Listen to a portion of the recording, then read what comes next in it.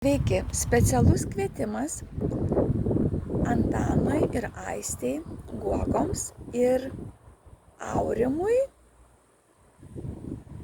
ir jo žmonai Guogoms. Nežinau, ar jūs vieni kitus pažįstate, bet aš labai kviečiu į mūsų labai gražią šventę susivienimą į Aljansum.